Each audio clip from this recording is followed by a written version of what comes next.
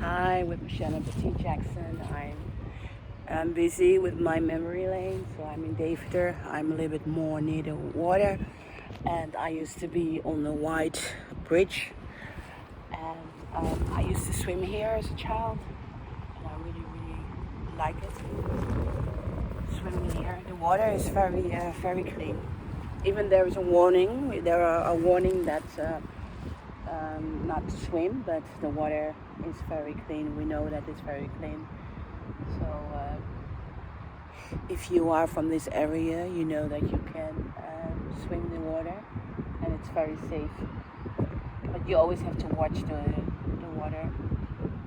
And Deventer is the place for me where I find my freedom. After when I was kidnapped, my adoption, and I was there for a couple while, and then I moved to another city. I don't know if my editor have write all the places that I went through after when I was separated with my adopted parents. You see the point is where people cross the road between here and there. We used to take it when the water was very high. I couldn't go to school with my bike. I really have pleasant memories about that. I was very excited. The water have never been so low like this before, because there is not a lot of rain have fallen this year in the Netherlands. So yeah, it's very strange to see it that way. So you can say that I'm in my childhood neighborhood, and I am today. I'm with my bike, and I'm talking about my past. I haven't been here for a very long time. Nothing has changed, and when I'm here, I am happy of what I accomplished in life. Doing this lawsuit with the Dutch government really bring me back to memory lane, because I want the Dutch government to explain to me in court why they think they did such an amazing job to allowing adoption with criminals. My adopted family were really criminals, and I was raped in the family for 6 years. My sister was 4 years old when she was raped. The child protection totally ignored. My school time was horrible. I didn't have the mentally rest to study on the level that I am. I really had to survive. My adopted father, he was he was really something. He was tough. He was really angry with schools when they came with numbers that I was so intelligent.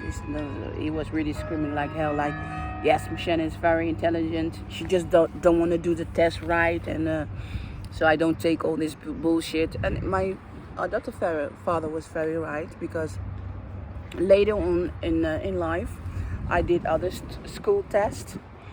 And I came out to be very intelligent, very smart, and people wondering why I didn't study on my level, because I couldn't give it to the people, because I was surviving.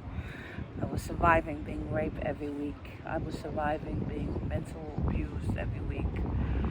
I was surviving my trauma that I was kidnapped from Haiti. I was surviving that I found out Michael Jackson was my father. I was surviving so many things that education, study, things and books wasn't on my mind. Wasn't the most important thing for me to survive. I wanted to study medicines and created new drugs for illness. That's what I wanted to do. I wanted to be in the pharmaceutical world, and I wanted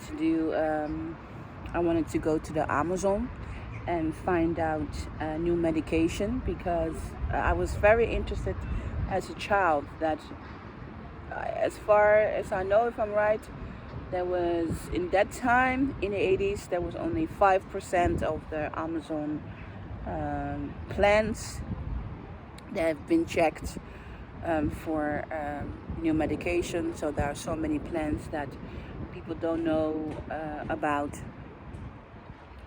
I was very fascinated in finding the right medication for HIV because I'm a huge Queen fan. Freddie Mercury, who get AIDS, and absolutely drama in my life. I was just kidnapped, living in adoptive parents, and I saw this guy, Freddie Mercury, and AIDS was coming in, illness of Parkinson was coming in, a lot of different kind of cancer was coming in, and I was really studying this kind of illnesses. And there was no medication for the illness, ziekte van Parkinson. My best friend, her mother had an illness of Parkinson, so I was the weekend with them to take care of my friend's mother because she couldn't use her body. She had hard time standing. No one knew what was going on. Freddie Mercury was an amazing artist. I was crazy about this guy. And he had AIDS, and I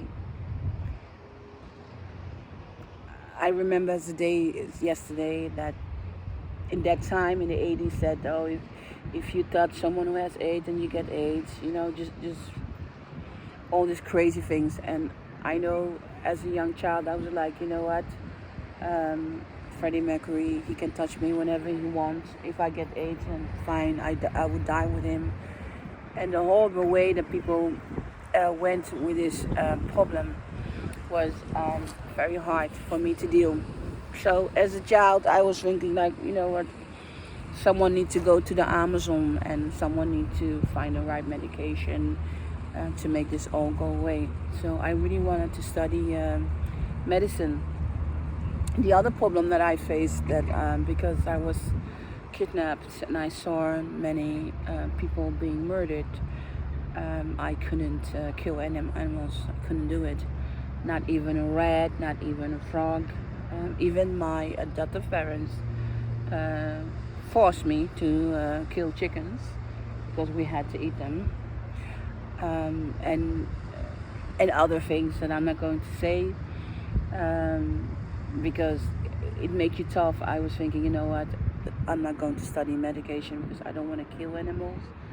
It's not what I love. It's not what I want.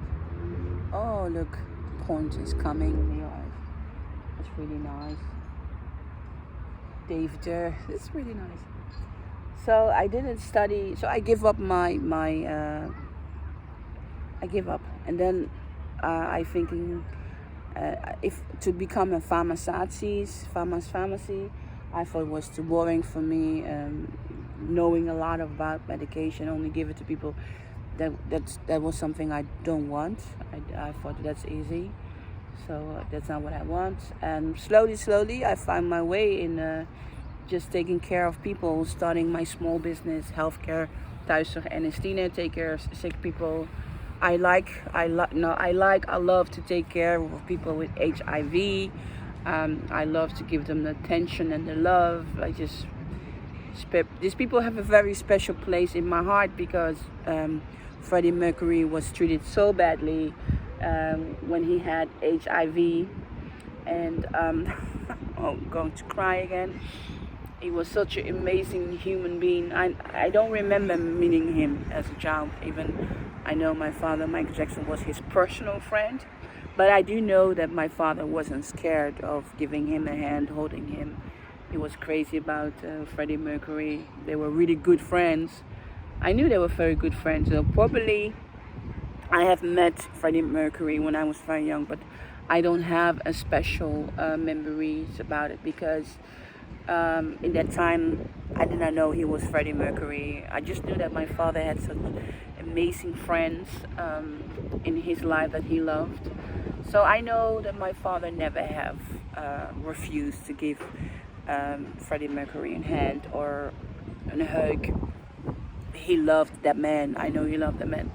I remember when I was kidnapped, I saw a photo of Freddie Mercury and my father that crying right now. I was so happy to see them together. It was so beautiful photo. Two men smiling together.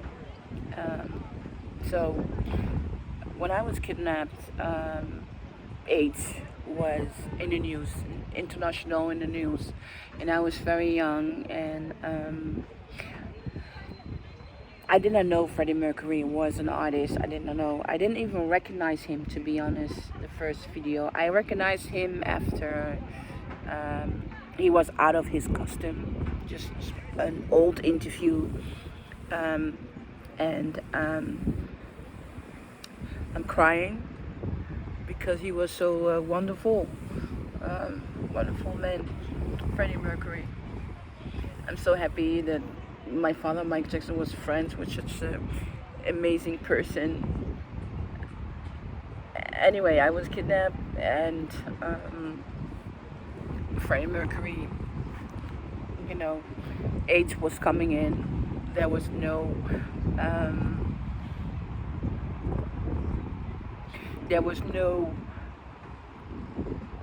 cure for AIDS. People were being really left alone, and society was very, very hard in the 80s. And I had to fight with children at school. And they even said, Shanna, you don't mind touching someone with AIDS? And these children really blow my mind about how stupid they are, and that really touched me. So I think this may have caused the reason why I went to work in healthcare, to take care of this kind of people, because and also that it's only homosexual or whatever, or bisexual. If you are too nasty, it doesn't work like that. So the simple-minded that was surrounding AIDS and was really a hard thing for me. So I wanted to study medication, but I couldn't because of my trauma, that I was kidnapped, surviving my life. So I always say to people, in my next life, I'm going to study medicine, and I'm going to deliver a great job. So the city of Deventer, where a lot of pedophiles live, a lot of children problems, was also in the 80s.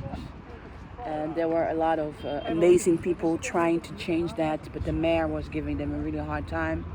So I follow all this kind of news. So I had no desire, no interest to ever become a journalist. I didn't like journalists.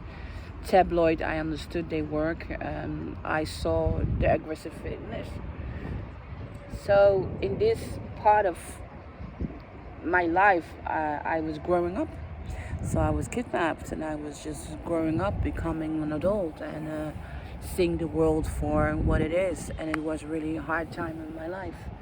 And I was going to school in Amsterdam, and then later on I went to school to Deventer, where one of our gym teacher was a pedophile. He really touched classmate on parade.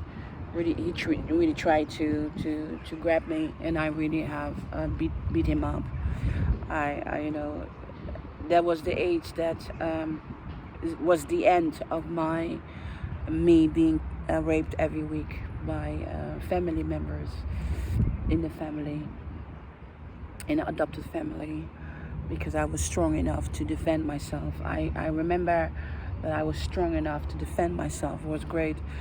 So the gym teacher who tried to touch me, cooperate, I think he was the first person that I really beat up, and then I was ready to beat up the rest. I could beat him. He was a gym teacher. He was quite strong, and I was saying, oh, when I could beat him down, I was ready to beat the rest. That was in Deventer. So this city means really a lot to me. I really wanted to share this with my YouTuber, and I didn't become I didn't study medication, but I study humanity, and I think I did the best I could. And now I'm going back to further to my journey. So there was Mocienne Petit Jackson. Let me stand up. I'm wearing my sport clothes. Sometimes I say something Dutch, sorry. So I'm going back on my bike. Put up my head up and just go. So there was Mocienne Petit Jackson. See you next time. Take care and stay safe. And thank you for watching my channel. Bye bye.